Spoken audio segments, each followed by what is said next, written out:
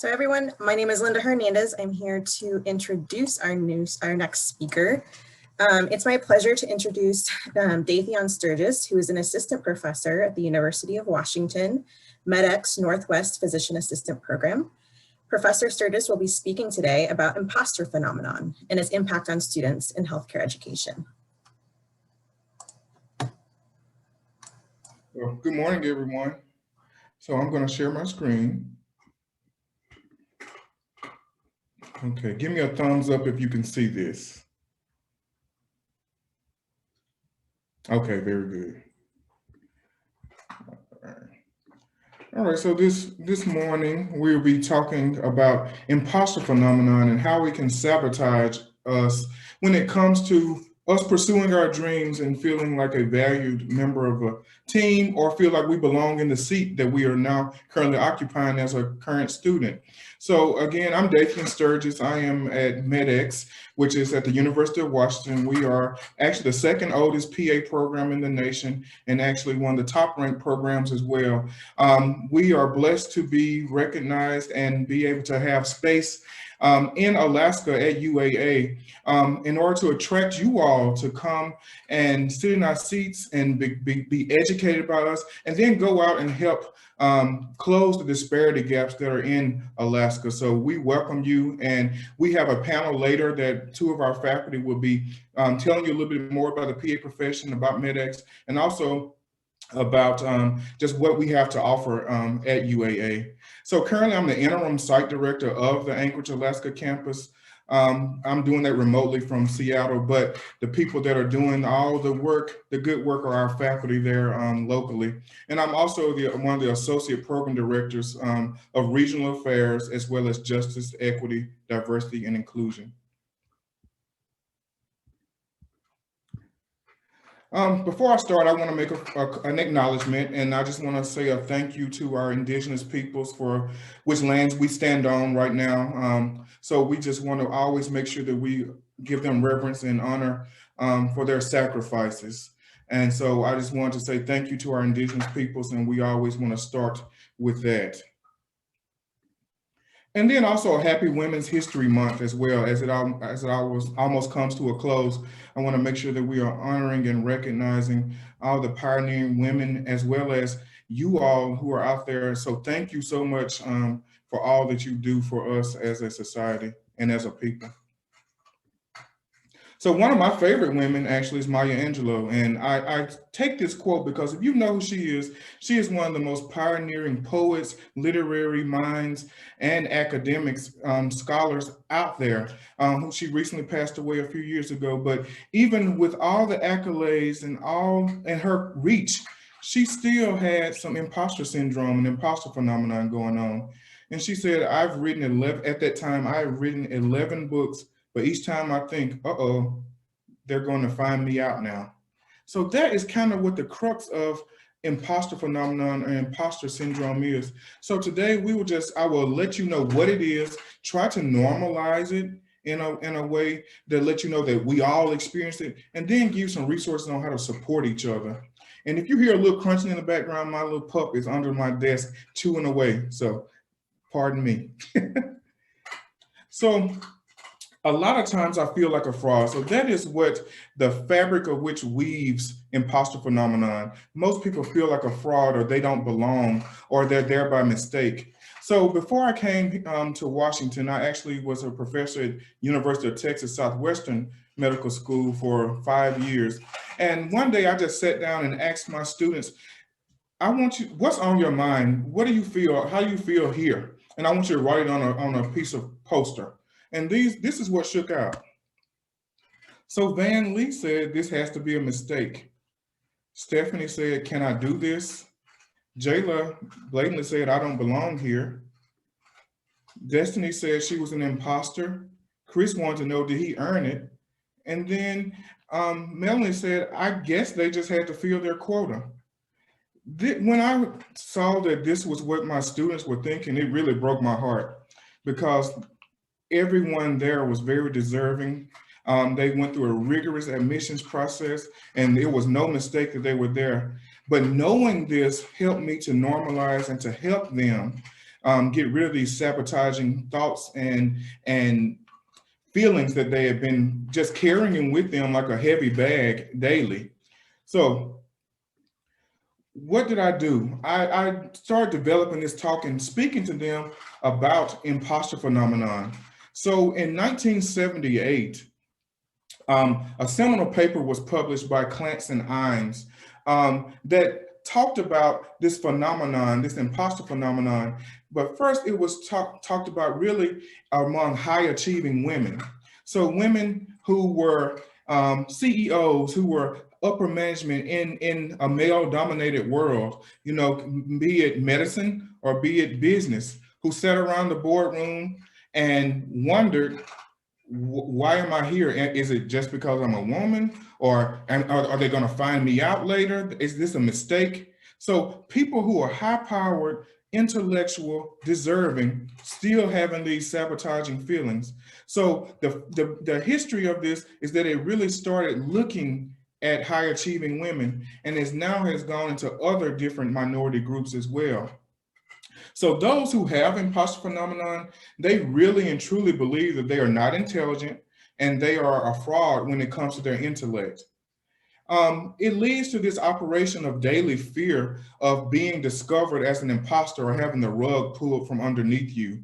I'm sure some of you all can relate. Just even coming here today, you had to get the courage to say, you know what? This is my dream. I'm interested in healthcare and I'm going to show up. But there's always this little voice in the back of your head saying that, what if I can't do it?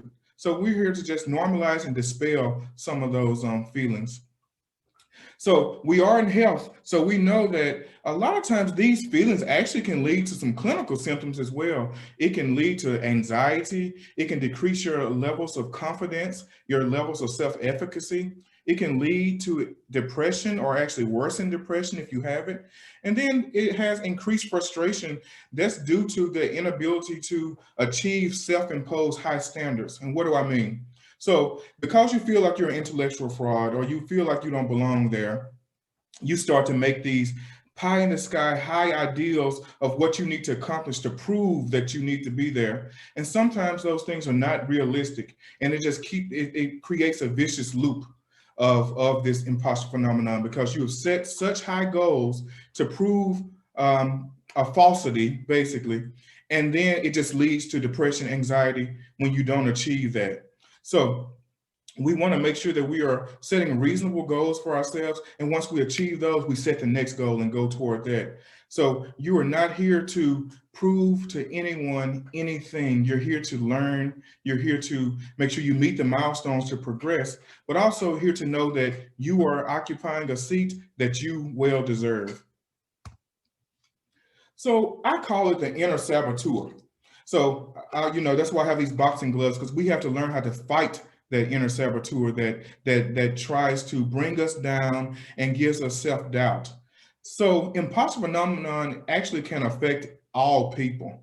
However, the most recent research has really been looking at imposter phenomenon in underrepresented minority groups, be that sexual minorities, racial and ethnic minorities, religious minorities, gender as well. And it is a pressure to excel and to constantly demonstrate success. And the people who have imposter phenomenon actually have difficulty internalizing positive performance. For example, you've studied all week for your exam on Monday, you make an A. You need to go celebrate. However, people who have imposter phenomenon will assign that to luck. They won't celebrate that positive performance because they're not able to process it, and they're waiting on the rug, like I said, to be pulled underneath them to when they're going to perform poorly.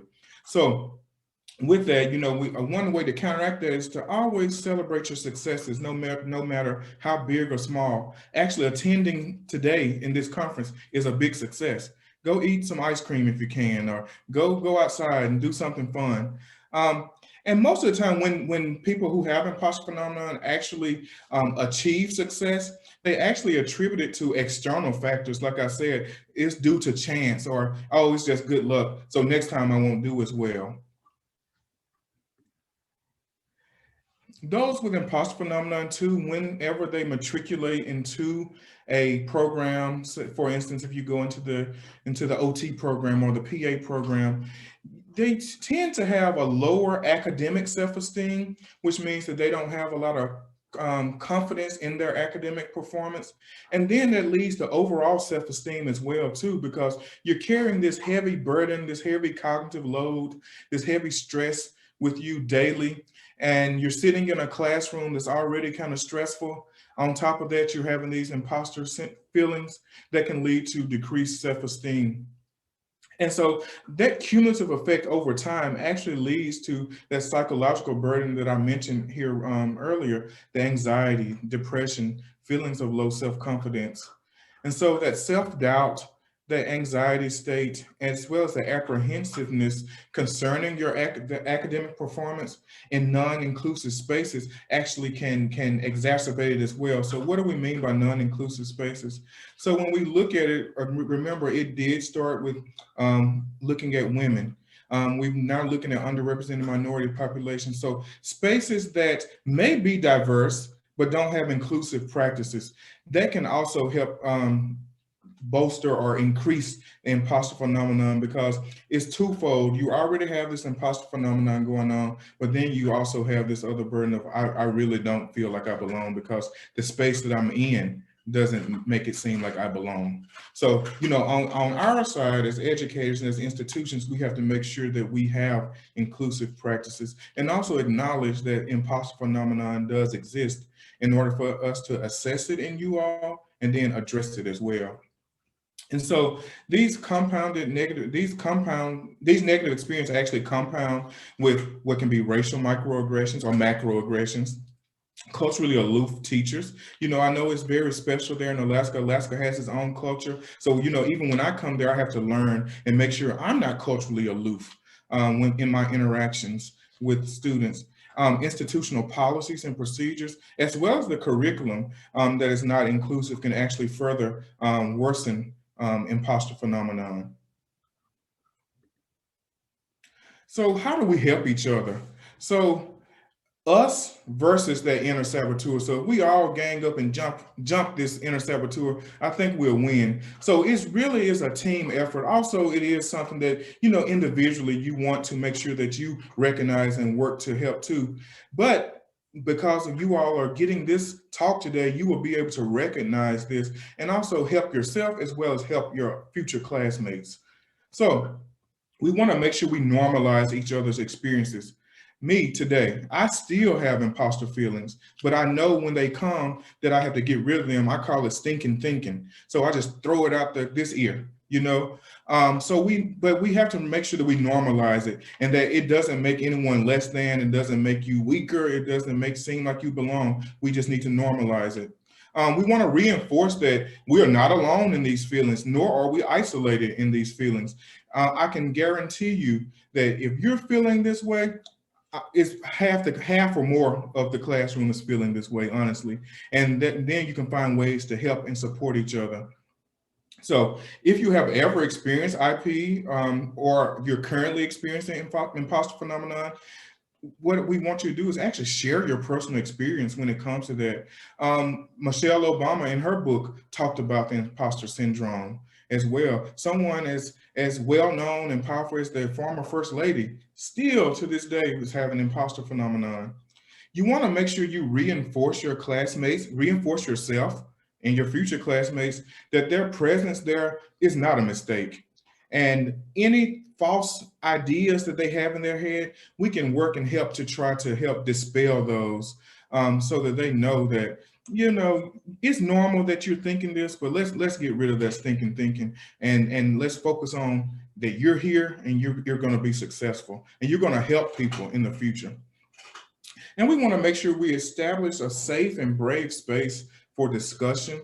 And above all, really just listen. This goes for the people that are teaching you, as well as for you as a class family, to have a brave space for these types of conversations and to support each other. And sometimes just to be a listening ear. And then encourage your classmates or future classmates to speak to a faculty member for further recommendations. If this is something that, you see that, hey, they need a little bit of extra support and extra help, encourage each other to come speak to us as faculty members so that we can help. So now I'm going to talk to you, how can you best utilize your faculty and staff? And if we have any faculty and staff on here, how can we help beat up on the inner saboteur that are plaguing ourselves or plaguing our students or future students? So first, we need to identify if you need any further support services. So if we need to recommend you go to counseling or some type of academic support to help with test anxiety or get any type of accommodations that you may need. We want to always maintain a willingness to address IP and to normalize it. Like I said, I will keep saying that word because we have to normalize these things. And then also encourage open discussion, as sometimes talking actually makes it feel better. My mentees and I will sit down and just talk sometimes without any agenda. And this will come up and I will spend time kind of letting them know that they do belong and hearing their most times false ideas that they're carrying and dispelling every single one of them. And you should see the smile that comes across people's faces sometimes when people just let them know that, yeah, that's not actually what's going on here. We didn't need to fill a seat. You're not here because we needed one extra woman here. You're here because you were the best person to be here. And then also putting language to the feelings allows us to begin working on the adverse traits. For example, excuse me, my dog. For example, just having test anxiety. So putting language to those feelings can actually help decrease some of the psychological burden that the person is carrying. And then really the biggest part of it is discussing perception versus what is the actual reality that's going on. So one thing, if you write this down, you can look on the internet or Google and look up the Clance imposter phenomenon scale. It's a validated and reliable screening tool that actually helps assess where you are on the spectrum of imposter phenomenon or imposter feelings. And that's just something that you can have and carry with you. This is just an example. We're not going to go through it, but it's something that if you're interested, I would like you to Google it and take this test, and it'll help you to recognize if you actually have some imposter feelings. It's actually categorized. So if the score is less than 40, you have few imposter characteristics. But if the score is between 41 and 60, you have moderate imposter phenomenon experiences. And then between 61 and 80 means you have frequent imposter feelings. And if you know that, I would already start trying to find some coping strategies or be more open to speaking with, your current teachers or someone that you think that maybe can help you with that perception versus reality talk. So I created a short talk just so we can answer questions, because this is one of those topics that, you would want to probably discuss a little bit. So I'm going to end with, just think about this quote from Dennis Waitley. It's not what you are that holds you back. It's what you think you are not. So let that sink in, and we're going to throw this imposter phenomenon out the window, and we're going to normalize it, and we're going to help seek to get the reality in place versus how we kind of perceive things around us. So I'm going to end with, if you want to ask any questions, I'm here. So I'm going to stop sharing and open it up for any questions that you may have.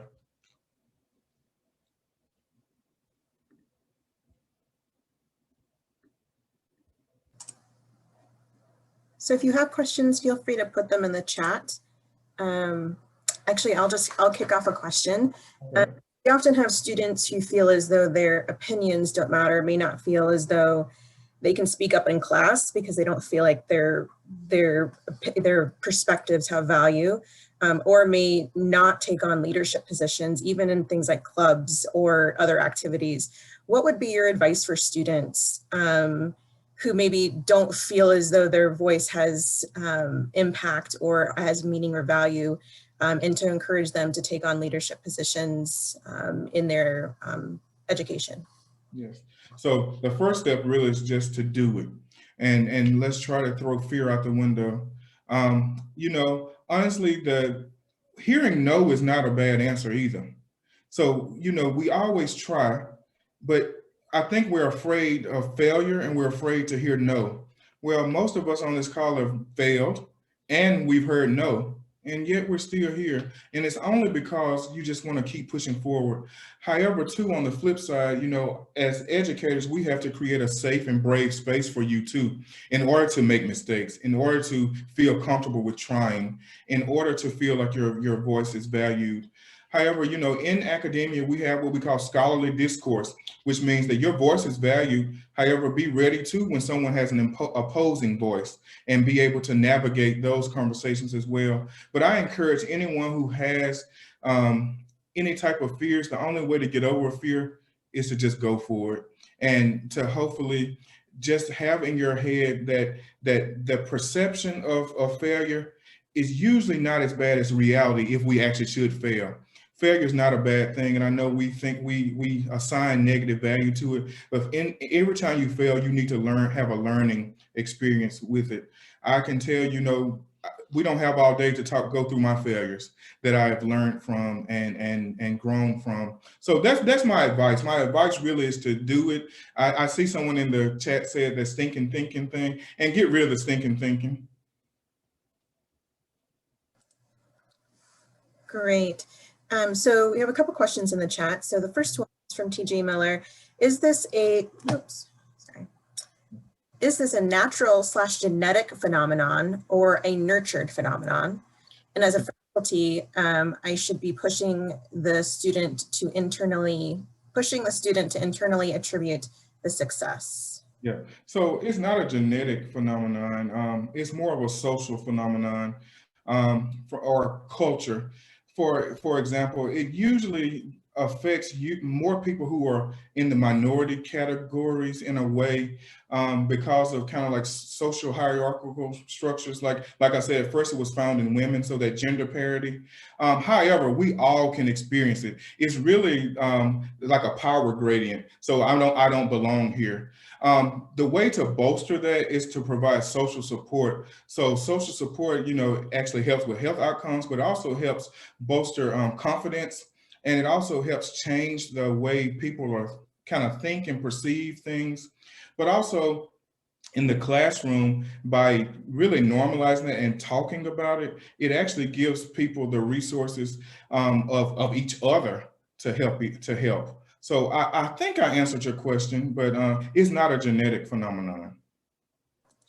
Great. And then you kind of discussed this a little bit, but what resources are available for students struggling with imposter syndrome? Yes. So usually we have, there are different readings, also reflective activities that can be done where, you know, you write down what you think, and then you either kind of change your mindset to see what's actually going on, or you ask other people and you keep like this log of what is my perception versus reality, and usually you kind of see that the reality outweighs that perception. Also, I always engage our academic support services at the schools, who have usually educational psychologists and counselors that help offer different resources. And then there are a lot of different scholarly articles out there that if you read them, they kind of help normalize kind of what you're feeling. And I always start with that Clance imposter phenomenon scale, just so you kind of know,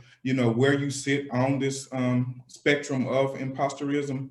And with that, you have to really cater the resources to the individual. But like I said earlier, the biggest, what they found, the biggest resource is that social support of kind of like this group support or external support that people are providing.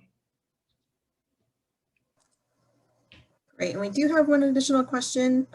So I am an older non-traditional student and honestly pretty confident at this stage in my life, but I have been in classes the last few semesters with a lot of young students, traditional age 18 to 20, and I've noticed their lack of confidence and inability to speak up in class. What is the best way to encourage students to be confident in speaking up besides leading by example? Yes. So when you do notice that someone does speak up, maybe backdoor with like a compliment and say, "Wow, that is that is such a great perspective." Also, I think when it comes to that too, some people are very shy when it comes to kind of publicly being acknowledged. So maybe after class, or I don't know. I know we're in Zoom now, but if we were in person, you could stop that person in the hall and kind of compliment them and or say or ask them. Today in class we talked about this. I would love your perspective. And you can use what you just said. As an older student, I would want to know kind of from your perspective as a younger student. What do you think? And that assigns value to their voice. And then a lot of times too, when you assign value to someone's voice, they'll start using it a little bit more. And that was a great question. And I'm glad to see that you are looking to help support your fellow classmates. And I still want to say too, I want you to continue leading by example though, because that's very important. Because people modeling the way is how a lot of people really latch on. Because a lot of my mentors, I just kind of look and see what they do, and they model the way, and I try to get little bits and pieces from them and use it to my advantage as well. And then I had put the link to the scale that you had provided in the chat, but are there any other online resources for the imposter phenomenon and kind of building skills in that way?